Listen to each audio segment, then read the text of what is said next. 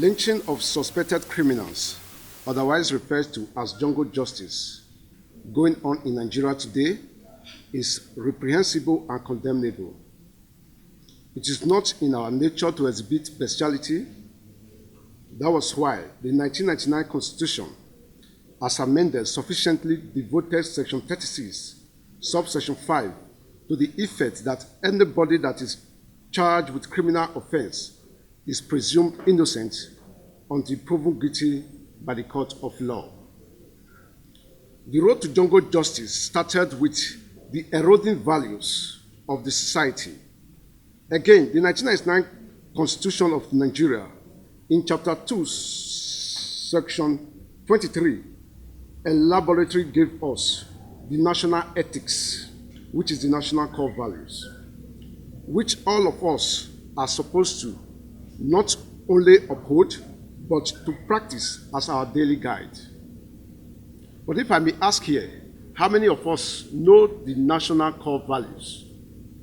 We don't take time to look at our Constitution to find out what the provisions that are there for us to practice. But yet we are very quick and fast to throw blames at institutions of government.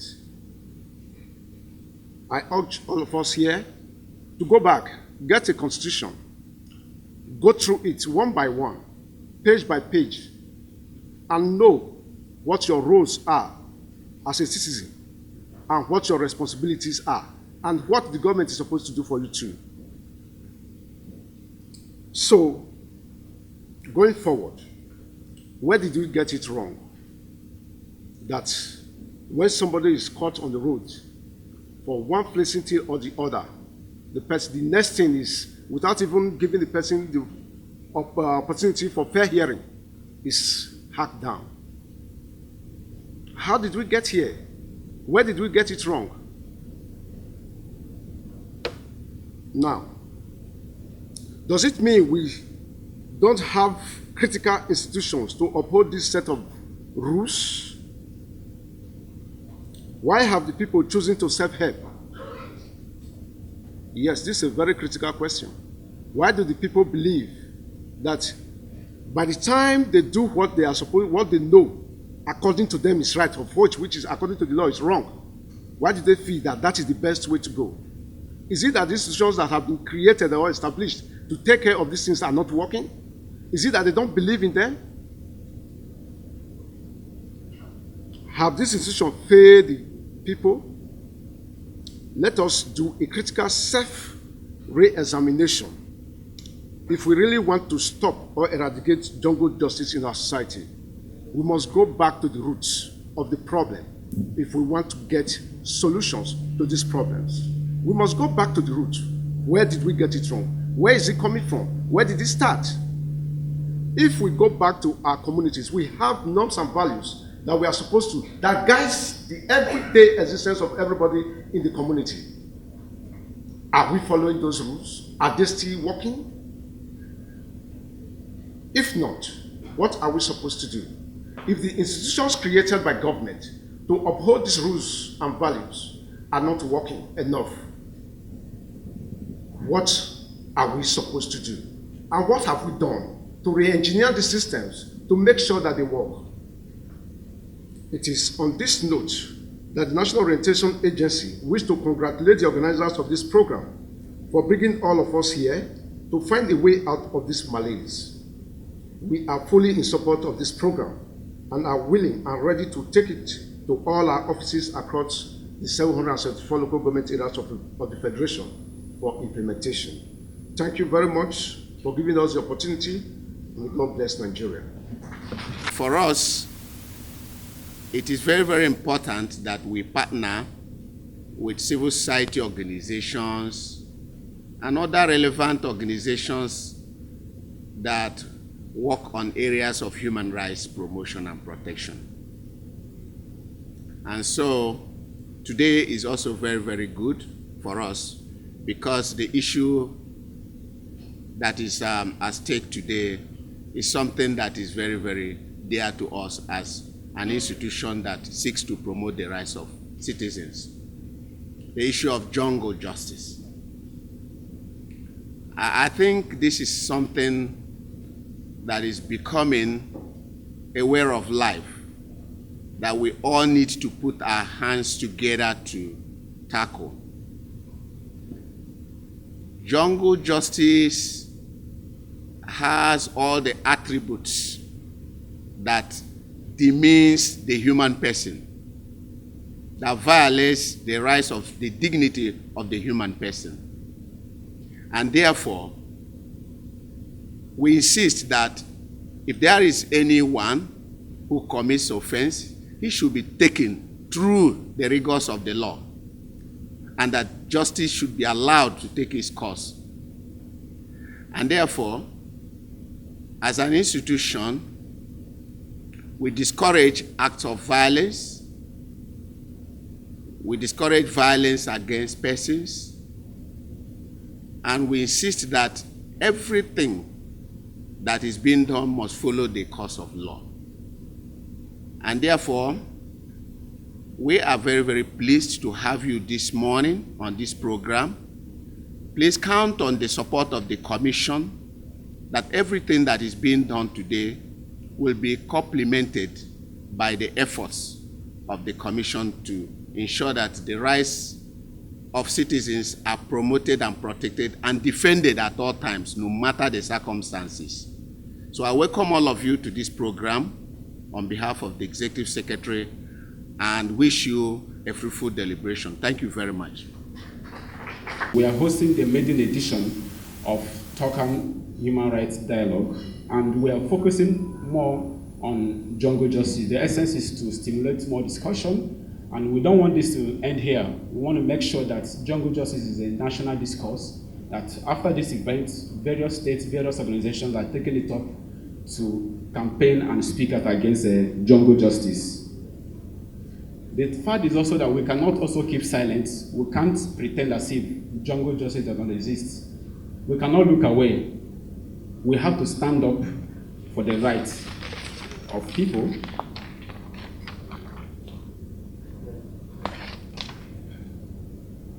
And from what I observe, both innocent people and those who are guilty have been victims of jungle justice. I mean, in Nigeria, you don't even need to be a victim. Just a shout of thief, thief, thief. You see people coming with stick, fuel, and then so many other things. Before you know it, they start lynching on the person. I grew up in Aba and I've witnessed the Bakassi boys. Some of you are aware of the Bakassi boys, where once you are led that you're a thief, the next thing they will slaughter the person. So this happens virtually every day, every month in Nigeria. We also observe that jungle justice is underreported. Most times we don't report jungle justice. Just last month, about 3 incidents happened in Buare, Lube, and I think also in Gariki, where people who were suspected to be thieves, one was going to be a one-chance kidnapper, and the person, they were lynched and burned to death. So the fact is that, how do we know that these people are guilty? It's only through the rule of law, through the legal procedure, that we can confirm that these people are guilty. According to the Daily Trust report, between January 2019 and April 2019, 24 people have been killed and 7 assaulted in 17 states. This just within a period of 3 months or 4 months. These are the ones they observe, but there are so more things that have been happening. So there is need for orientation through visual media, monitoring the hotspots, reporting, creating mechanisms to avert mob action, and also by engaging stakeholders. For example, we have a market women, traders, vigilante. There are people who have the propensity to lynch on suspects. These are the people we also need to engage so that they know that when there is a suspect, the first thing to do is to refer the person or engage a law enforcement agent. As part of our strategy to tackling jungle justice, on 5th of December, which is next month, Devatop and Clay Foundation and other partners will be launching our Red Card to Jungle Justice. It's also a way of making sure that the discussion continues and we keep making people know that we have to stand up against jungle justice. Therefore, we call on law enforcement agents, civil society organizations, media houses, transport workers, youth groups, National Orientation Agency, Federal Ministry of Justice, and other relevant stakeholders to join hands in combating jungle justice. I want to especially appreciate International Center for Investigative Reporting for supporting us in this event, and also to thank you all. It is a form of extrajudicial killing or lynching of a suspected person. I want you to take note of the words I'm using, because by virtue of my profession, there are certain terms we use for a person that is yet to be convicted. So it is the lynching of a suspected person by an angry mob who perceive the justice system as being slow. Yes, so that is jungle justice, at least on the ordinary man's level. It is a barbaric act that violates the ethics of humanity and also the ethics of our national value, as the National Orientation Agency earlier stated. In Nigeria, it is a violation of any suspected person's right. It is the violation of their right to fair hearing as enshrined in Section 36, subsection 5 of the Constitution, which states that every person suspected is presumed innocent until proven guilty.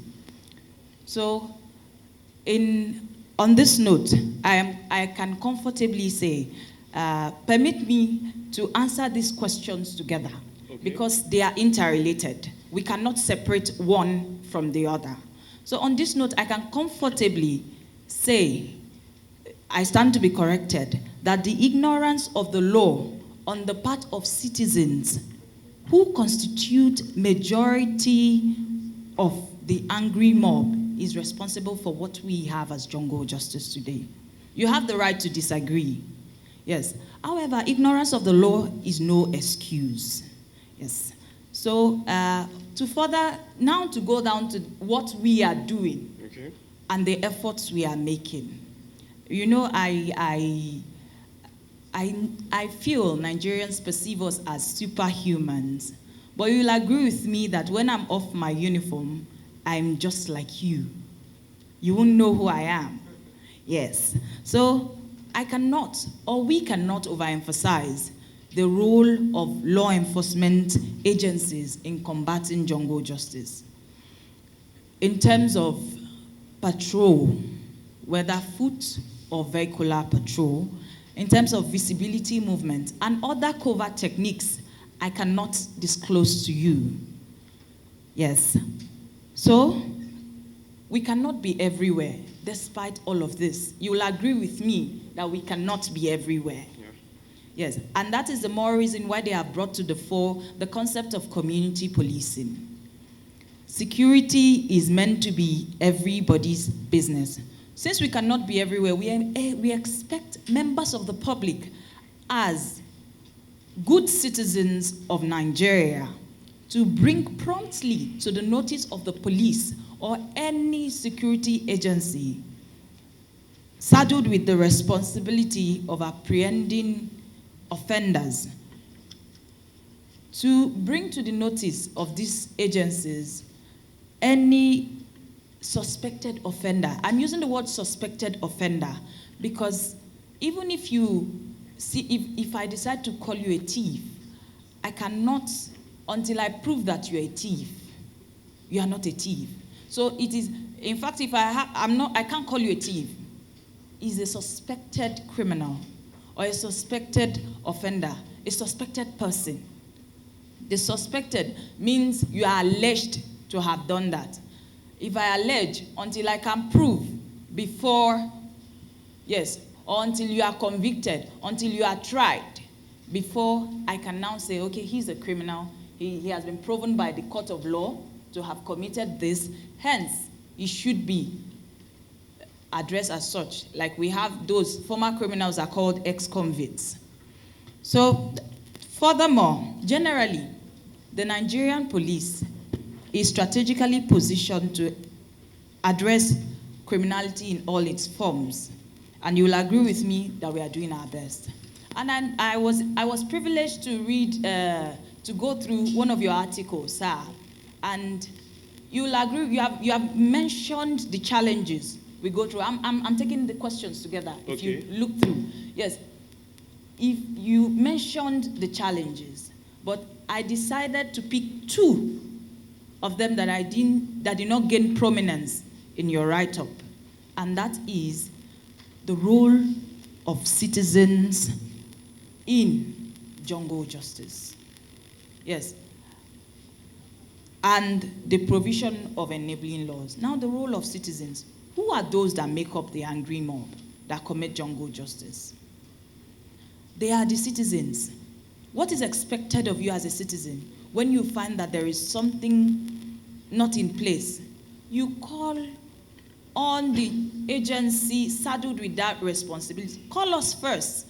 Some have alleged that if you call us, we'll do this. No, call us first. Let us have the record of your call. And that is also why I'm going to give you a public complaint line. If you call on an officer and you have not received the appropriate treatment, you let us know and we know what to do. We have our internal mechanisms of dealing with such things. So I said, the role citizens play. Your responsibility as a citizen is to know that security is everybody's business. It's not just my business. Yes, it's not just the safety of Nigeria. It should be your concern. The safety of the area you reside should be your concern. If you find something that should not be in its place, you can call on our attention. We come there, even if it is a false alarm. Let's go there and confirm that it's a false alarm. And you will agree with me, except you are not saying the truth, that we are measuring up to standard of late, at least. Yes. So I said also provision of enabling laws. I'm aware there is an anti-jungle justice bill in place. If it is ongoing, yes, that's what I mean by in place. It is ongoing. If it can be facilitated, I'm sure we'll get the best result.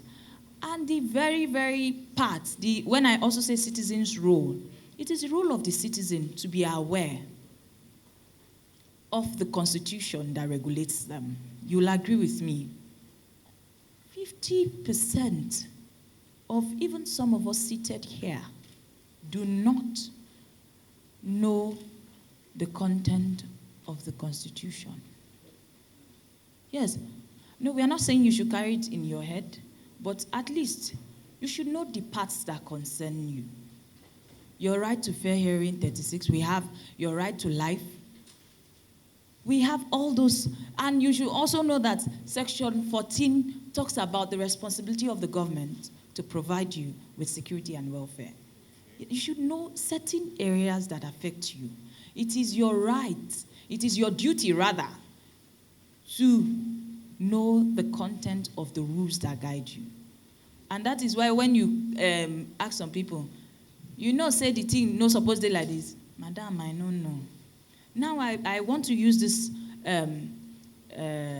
opportunity to call on CSOs and other bodies involved in creating awareness to let the people know that it is important for you to know that it is not appropriate to take the life of someone. They are aware, but Nigeria, I don't know. I don't know the form you will use to make them know. This talk, I believe, is going to be taken in Pidgin English. Yes, so that a lot of people would at least understand that, look, it is your duty to know the law that guides you. It is your duty to know the laws that regulate you.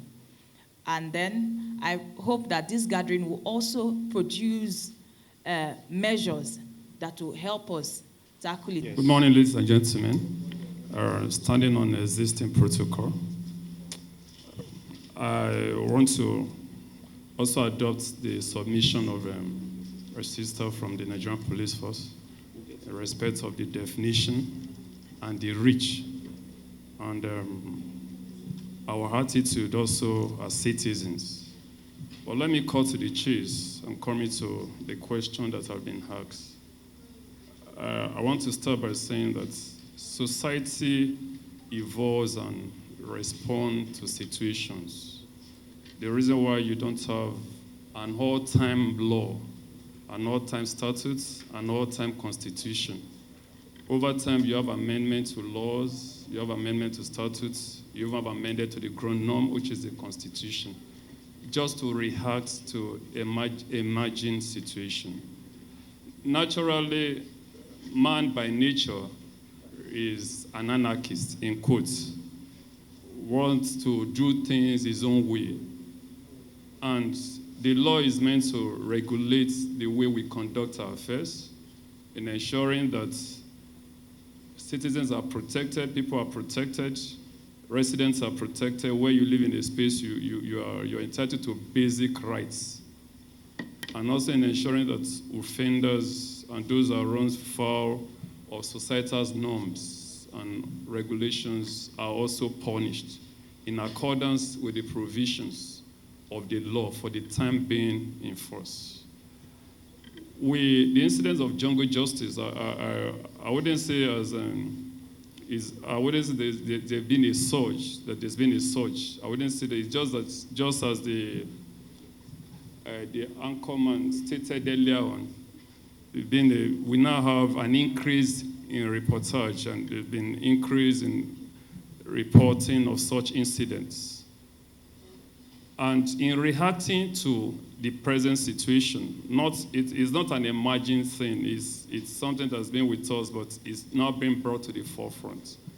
The Federal Ministry of Justice, the federal government through the Federal Ministry of Justice, through the Honorable Attorney General of the Federation, the Solicitor General of the Federation, have taken certain steps in ensuring compliance with the provisions of the Constitution, the relevant provision, the sanctity of human life. Basically, you are not expected to deprive a man of his or her life, deprive anybody of his or her life, save by the pronouncement of a court.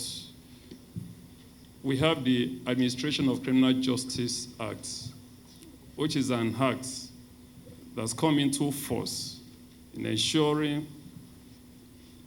respect for the rights of not just the suspects, suspected offender, but even also for the victims, ensuring restitutions also for victims. We have the anti-torture unit in the ministry, anti-torture unit established pursuant to the relevant legislation regarding anti-torture, that you don't arrest someone on suspicion of having committed a crime and begin to inflict bodily harm. And not just bodily harm, also emotional harm, threat. The threat of harming the person physically and bodily so as to probably elicit information from such a suspect, as it says. We have that. We also have various departments. We have like the Citizens' Rights Department in the Federal Ministry of Justice that receives complaints and process such complaints and takes remedial actions in respect of such complaints, engages in various alternative resolutions to disputes that are raising between citizens, among citizens, between citizens and public officers, and we liaise with the relevant federal government agencies in ensuring the respect to the rights of citizens. So in terms of the citizens having lost confidence, I will say that majority of the citizens, based on interaction and based on their knowledge of the operations of the Federal Ministry of Justice, have absolute and total confidence in the administration of criminal justice in Nigeria to a large extent. Now, I want to say that there is no nation or venture. If you have done what is good, you can do it better. And if you've done it better, you can do it what? You can also do it we cannot say that we've arrived at a Eldorado, that everything is now perfect. But we can point at specific actions, we can point at regulations, we can point at laws that have come into place. We can also point at relationships with the relevant agencies of the federal government, even at state level, just to ensure that the right to life, the right to the dignity and the worth of the human person is respected in our nation and in our land. Not just citizens alone, but residents of our nation, of our land, of Nigeria. So what have we done? Going back, what have we done in ensuring that there's restoration of confidence? Ensuring there's restoration of confidence. First and foremost, I'm not going to totally agree that there's been loss of confidence. I'm not going to agree that, don't see that I'm like an ostrich that's buried his head in the sand. But you may say that, okay, are you living in space that you don't know that? No, I'm not going to say it's perceptions, a mere perception there's been loss of confidence.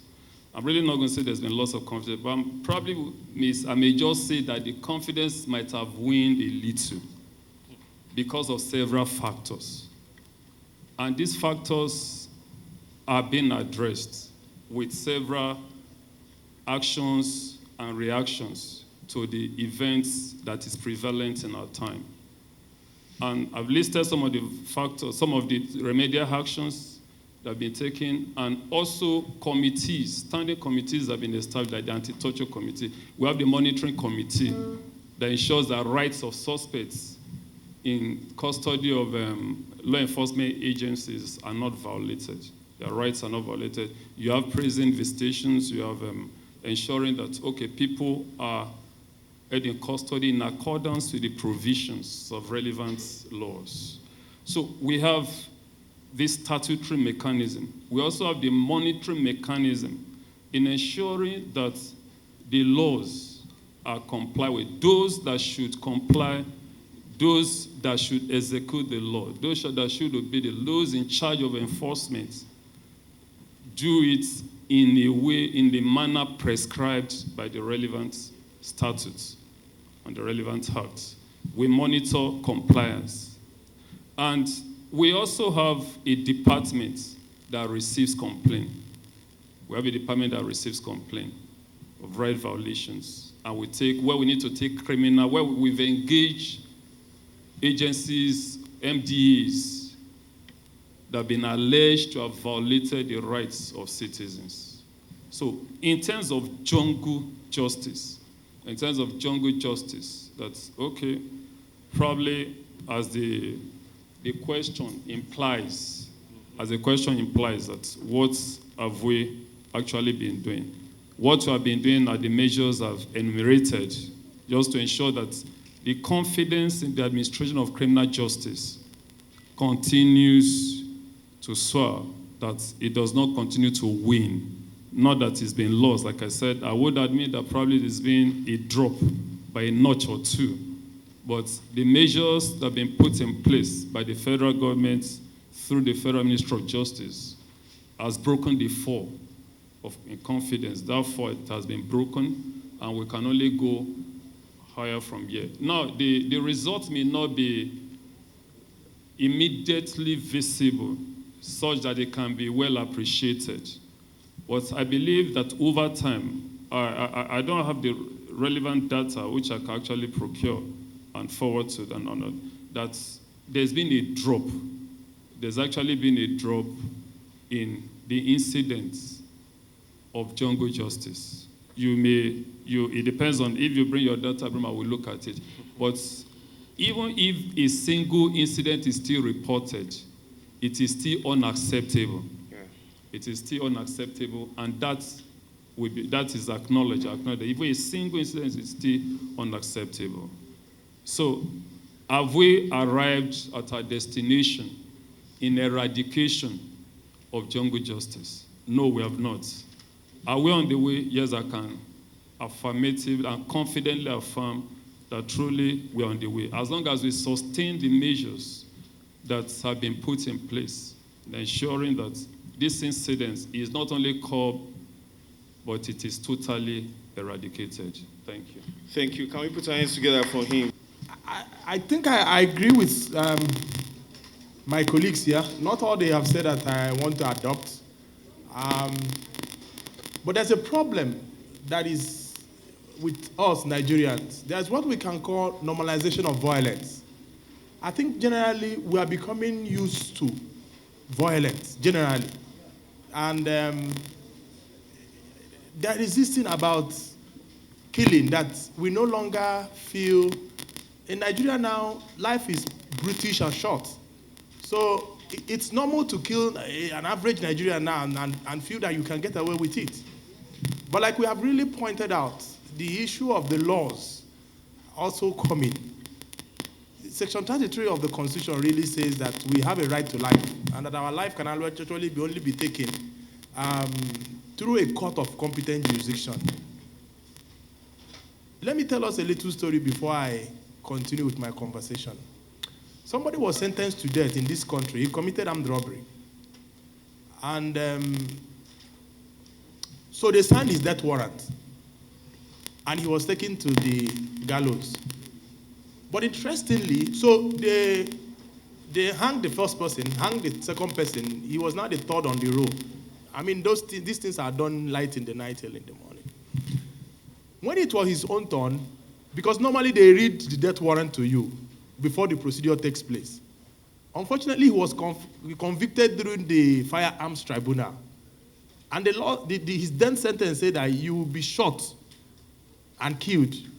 You know, other people were to be hanged. His own death warrant is that he will be shot. So the person who was in charge of the prisons started making inquiries. What do we do? Because the procedure of dying that the law prescribed that he should be done, you know, the way he should be killed, was not available. There was no firing squad. What was there was a hangman's noose. So some people who were there were like, it's the same guy killing now, let's just finish him off. The law officer said no. There is a discrepancy. He made phone calls. He made several phone calls. And he was told that if the law said he should be shot and killed, you cannot hang him. And one thing led to the other, the man was returned to the prison. The governor of the state where the act took place commuted his death sentence to life. He was formally released. Amnesty International has the details of this story. What is the moral of that little story? Is that even in dying, there is dignity. If you read the case of Peter Nemi and State, even though Peter Nemi was convicted, government also said that until the person is killed, he still has the dignity of the human person. But unfortunately, in Nigeria, we have lost that dignity. One of the key problems we have that has really exacerbated the issue of jungle justice is failure of governance. Nigerians have lost trust in our government. And that is where people feel, instead of us arresting this man and handing over to the police or to the army or whoever, and tomorrow you see the person again, let's kill him here. There was a time we did a program and somebody said, have you been attacked by the armed robbers before? If you have been attacked by armed robbers, you will know that the best thing is to kill them. But ignorance of the law is not really an excuse. So what is the role of CSOs? We know there is the weak justice system and lack of accountability. Corruption has permeated all facets of human development in Nigeria. You see the judiciary. And then there's this problem of lack of interagency collaboration. Unfortunately, our security agencies don't collaborate. In fact, they work at cross purposes.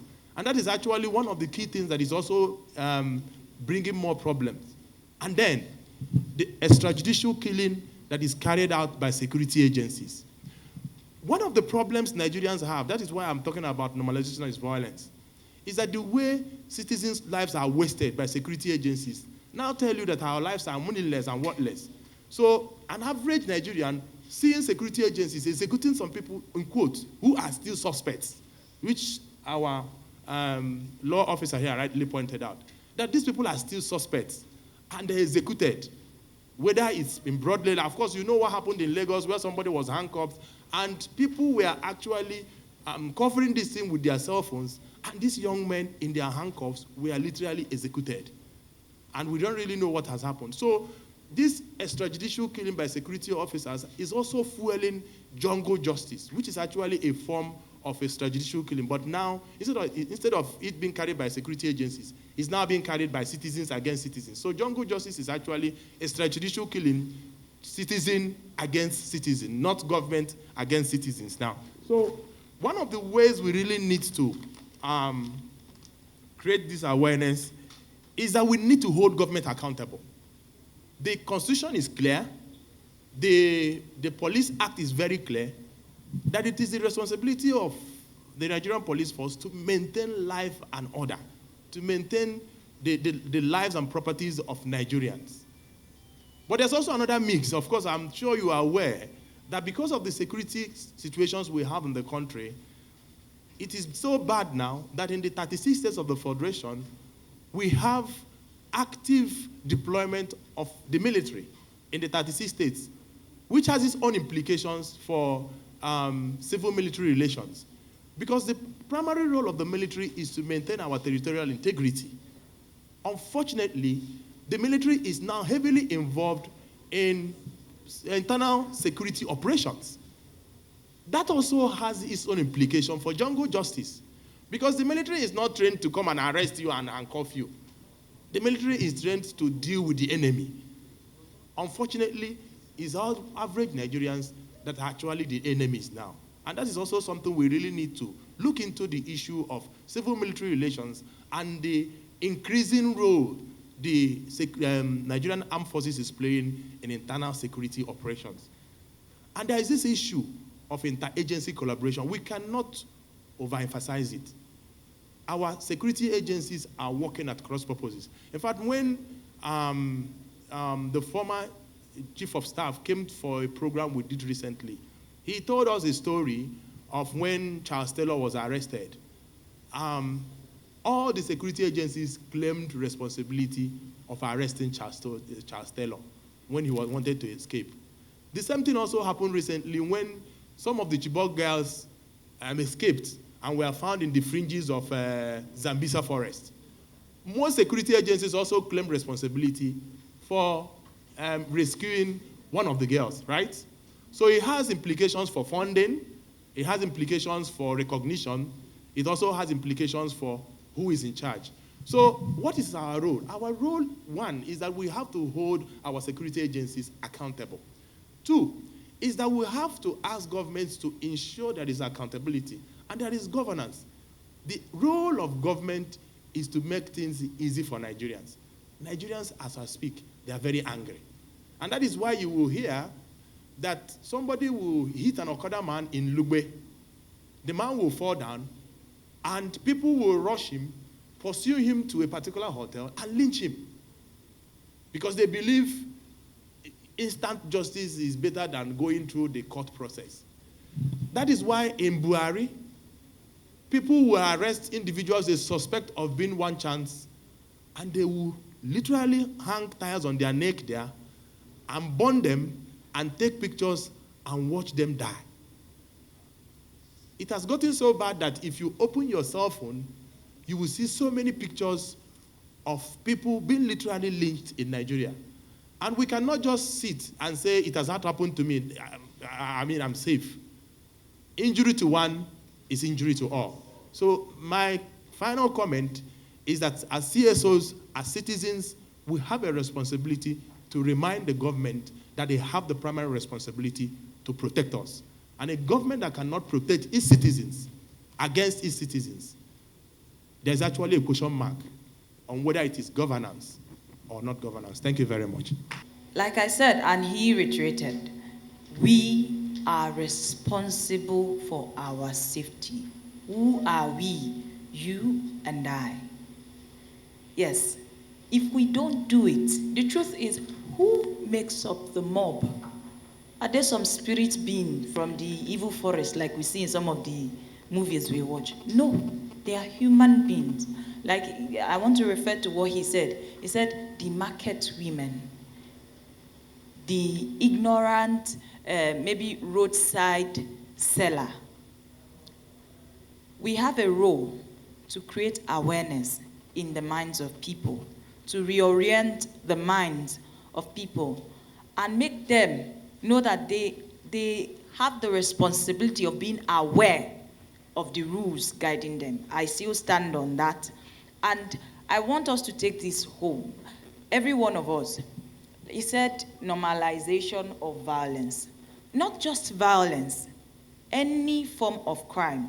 I put it as making up your mind to be uncomfortable with any form of criminality you perceive around you.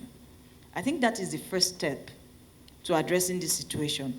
Like he said, it's easy to pass the buck. It's easy to say you are responsible. We are not shying away from our responsibility. But we want you to know that the responsibility is a core thing. You have your role to play. I have my role to play. Yes, it's like being in a relationship. Yes. So I want the community to see that they are in partnership with the security agencies. You are very important to us. If there is no you, there's no us. I think there should be a commitment by each and every one of us to take a stand against jungle justice. And how do we take that stand? It's really by also talking to our neighbors.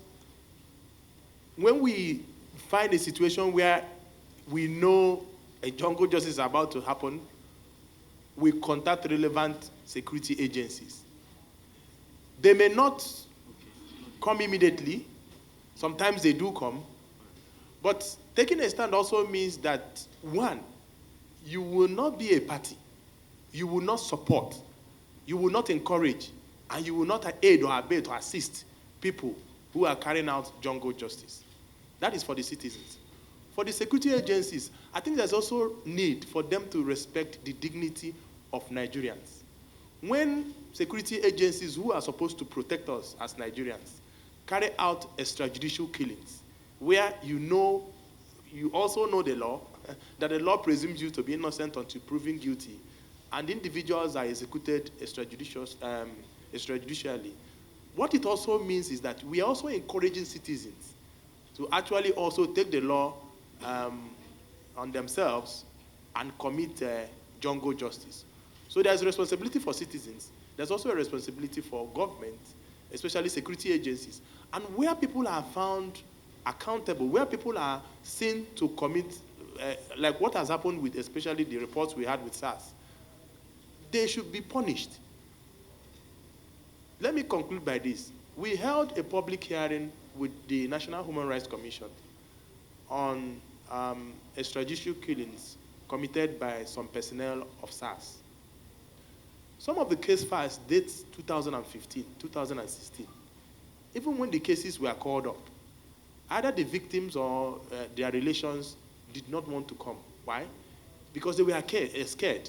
In fact, some of them wrote in the letter that they were threatened, that if this, what has happened to them, whether it's torture, whether it's a judicial killing to their family members, goes beyond, whoever was responsible, that they will track them or kill them and all those things. It may have been a verbal threat, but those individuals were so scared that they requested for protection before they could actually come before the commission to testify.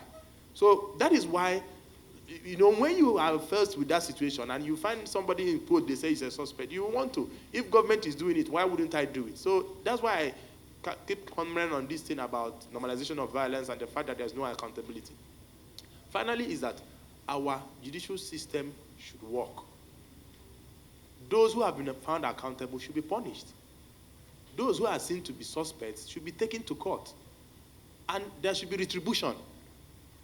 For example, we know that 1,119 individuals were arrested during the elections. As we speak, I don't know how many of them have been taken to court. So people take it as normal. So as Bayelsa and Kogi is coming, people are sharpening their knives.